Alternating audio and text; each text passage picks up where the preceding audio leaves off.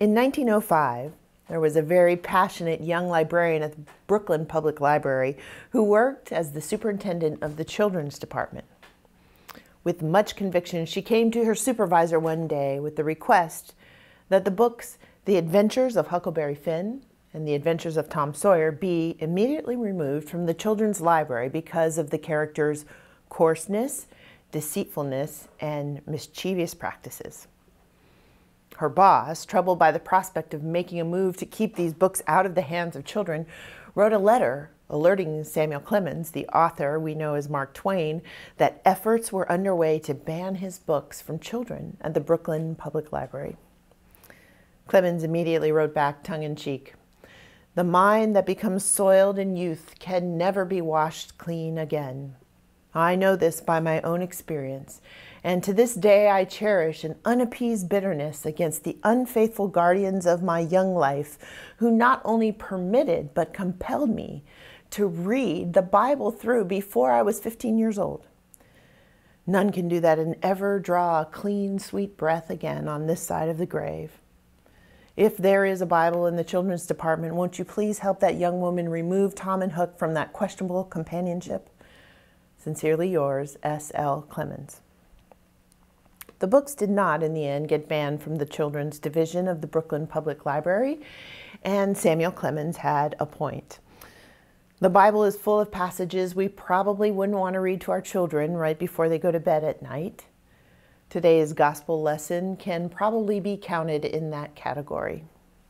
Several weeks ago, when I looked at this passage, which talks about deceitful leaders and insurrections and plagues and arrests and persecutions and being betrayed by parents and siblings and friends and getting hauled in and persecuted and killed by the government, I thought, well, this'll preach during Advent.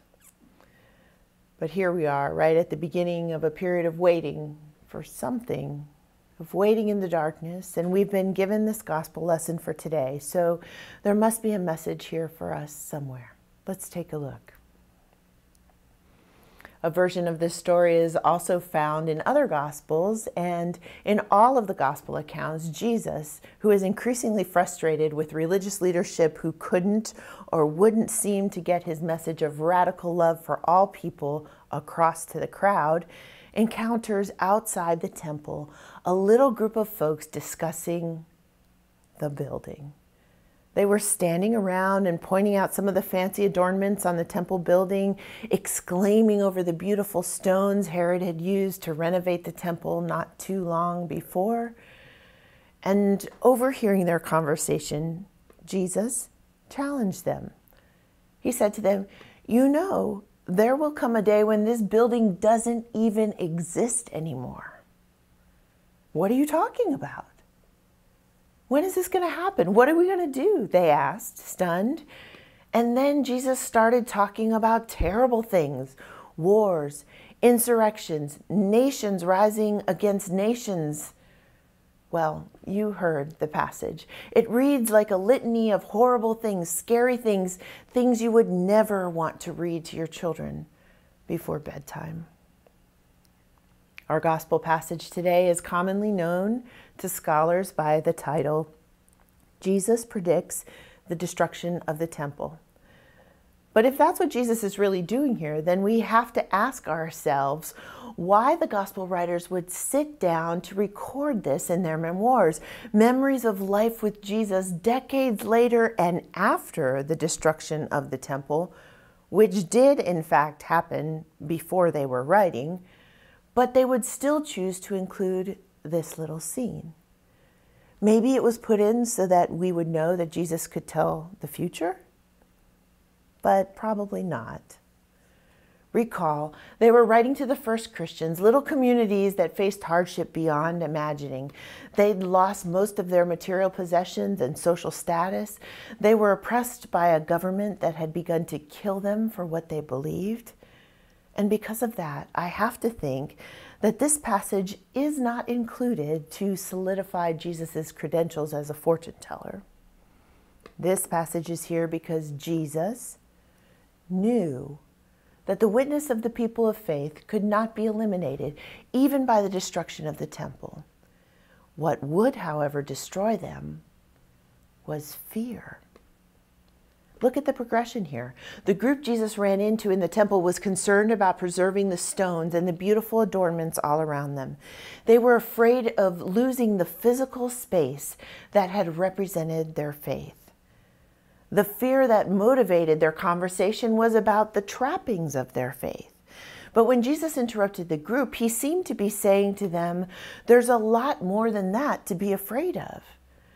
You are afraid of losing the outward trappings of your faith, but you don't even know what's really at risk. That is, losing the substance of your faith. In essence, look up, people. Lift your heads and look around at what is going on. Tear your myopic and fear-filled, inward-focused gaze to the world around you. Things are bad out here. And it doesn't have anything to do with the temple building and whether or not the stones look pretty. It has to do with the fact that the message that can heal our world is offensive. And it makes people mad. People don't like it when you tell them to love their enemies and give away their possessions and welcome strangers. And when you do that, the world around you is going to get really scary. You want to talk about fear? Sure, you're afraid to lose the trappings of your faith, but there's also a lot of fear around losing the substance of your faith. We cannot give into fear. No matter what you do, don't let fear narrate the story of your faith community. That's your work. Not losing the outward dressing of your faith, or even facing the kind of abuse and persecution you'll face if you keep the faith. Your real work here is to push back hard against the fear. Because you and I can survive a lot of things. You can survive the destruction of the temple and persecution and corrupt leaders and betrayal by friends and family and wars and insurrections and injustice all around. You can survive all of that, and by your endurance, you will gain your souls. But if you give into fear of any kind, it will destroy you. The Jews in Jerusalem that worried about the preservation of the temple needed to hear Jesus' message about fear. The first Christians, decades after Jesus' death and resurrection and facing oppression, persecution, and death, needed to hear the message about fear. Maybe this week we need to hear our Holy Scripture's message about fear too. Don't we wish we could have a softer passage this week? One with a nice ending where everything is okay, to get us ready for Christmas. Don't we wish we could move this one right out of the library? Friends, Jesus isn't saying here that everything will be okay in the end.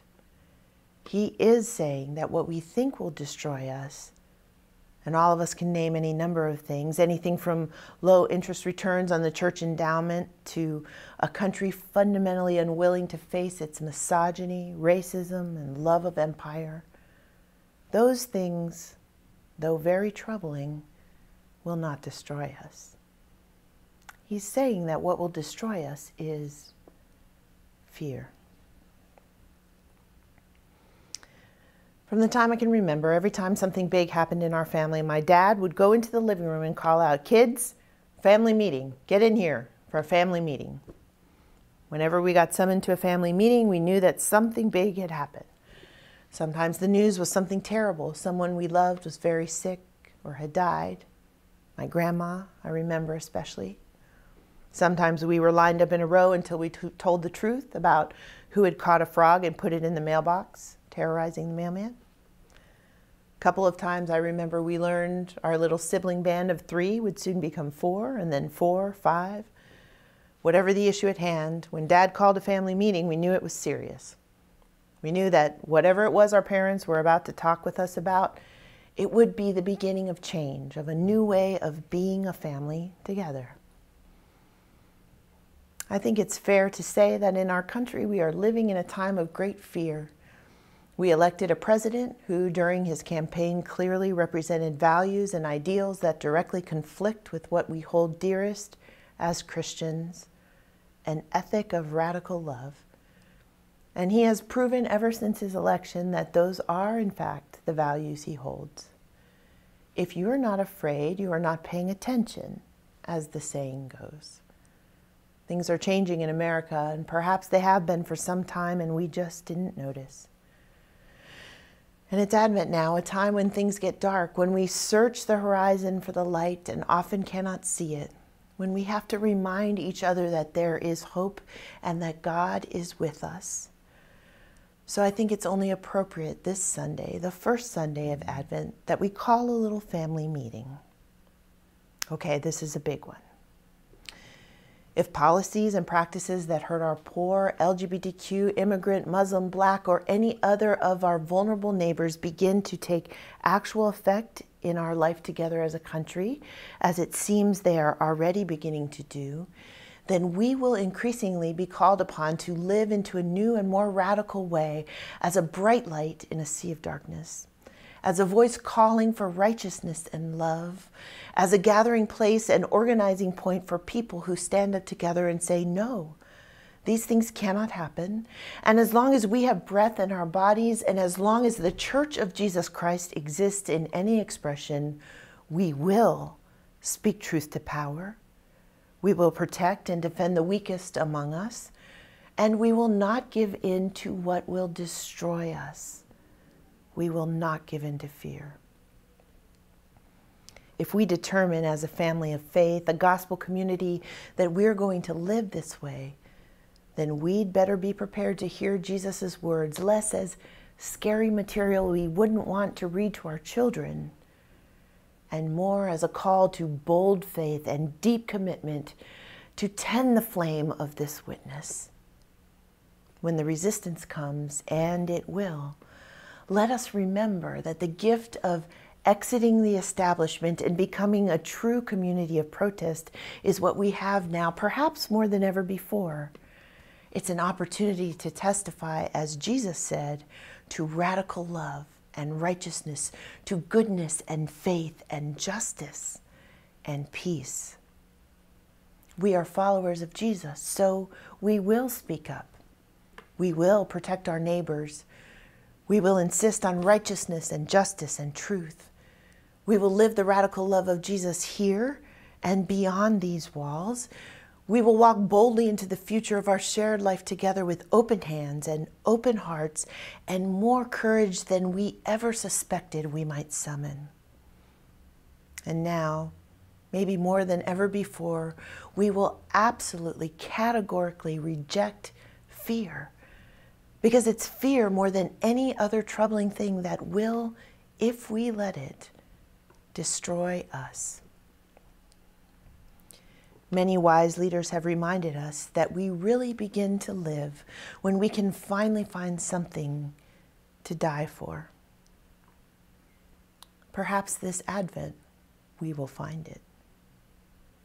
Amen.